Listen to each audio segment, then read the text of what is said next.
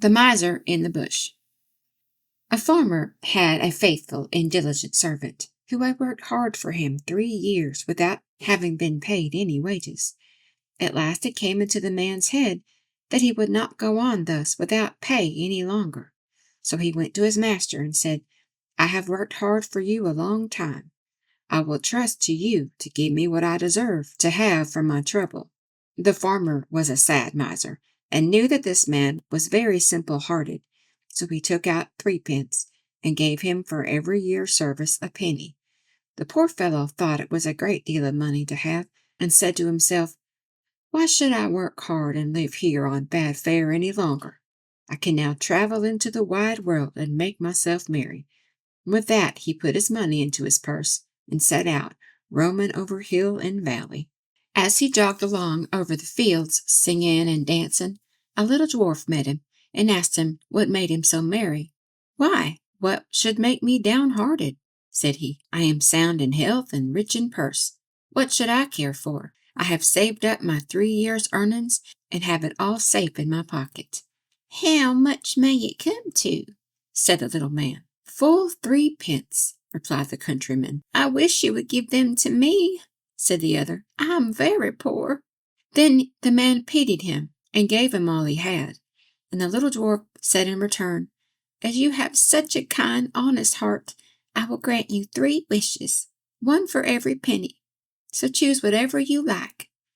Then the countryman rejoiced at his good luck, and said, "I like many things better than money. First, I will have a bow that will bring down everything I shoot at. Secondly, a fiddle that will set everyone dancing that hears me play upon it. And thirdly, I should like that everyone should grant what I ask." The dwarf said that he should have his 3 wishes, so he gave them the bow and the fiddle, and went his way. Our honest friend journeyed on his way too, and if he was merry before, he was now 10 times more so. He had not got far before he met an old miser.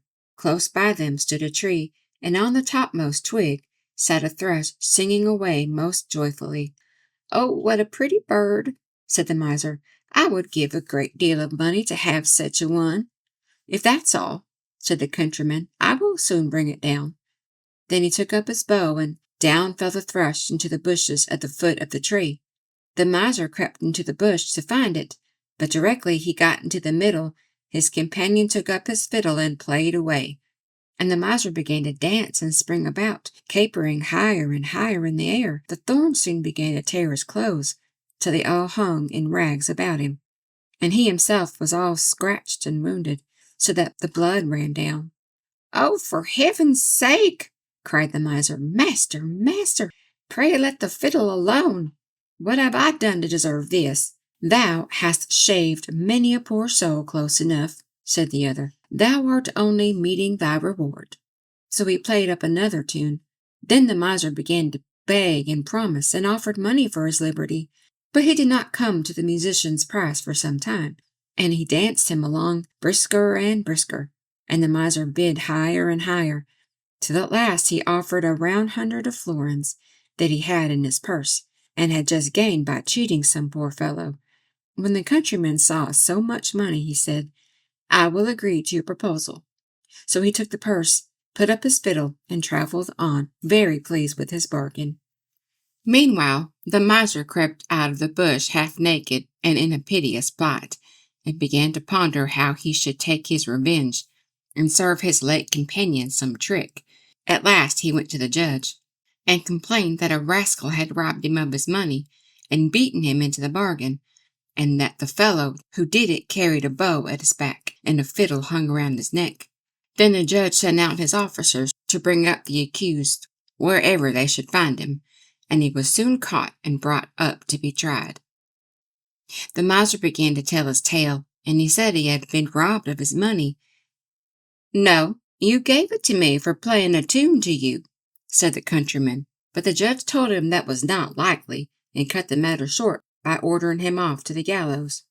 So away he was taken, but as he stood on the steps he said, "My lord judge, grant me one last request." "Anything but thy life," replied the other.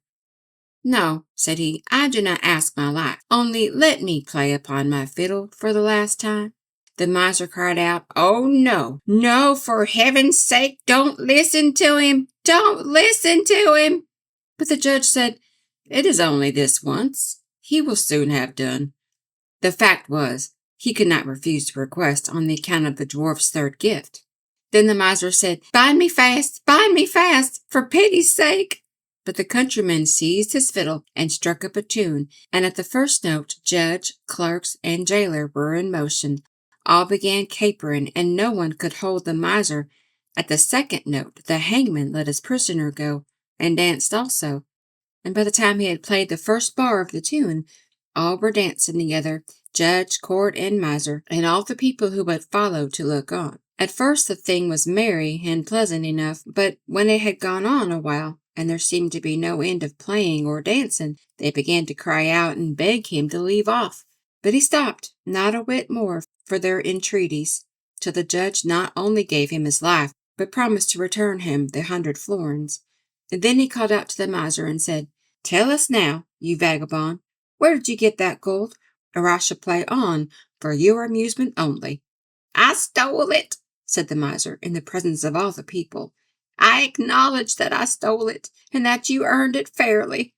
Then the countryman stopped his fiddle and left the miser to take his place at the gallows.